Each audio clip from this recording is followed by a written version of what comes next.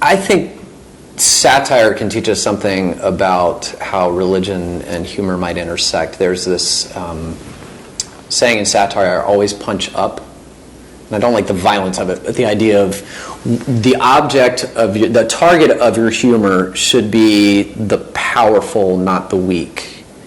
And so when we are in a world where, particularly right now in this moment, in an American culture where white supremacy is violent and on the rise, somebody like me, a straight, white, Christian, Southern male, needs to be comfortable being the object of humor. Right. And if I'm punching my punchlines, the object of those punchlines should never be down. And that's a bit of a hierarchical term, but I should never be going after the person who doesn't have the power.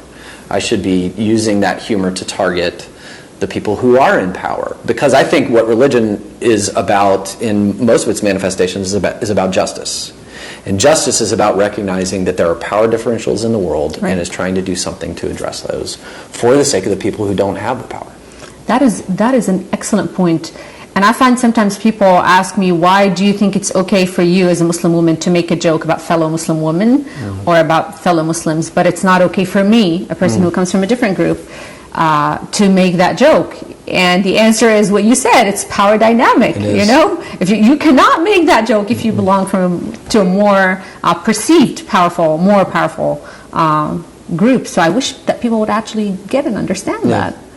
Yeah, I think that's been my frustration with the so-called insult comics, like a Don Rickles, who's, I'm making fun of everybody, so you have to get over yourself. Well, I don't think you get to. I really don't think you get to. I think you have to be careful about who the object of your punchlines is, because you are demonstrating that you are thinking about what you're doing. There's a thoughtfulness, there's an attention to what it is, and the power that humor has.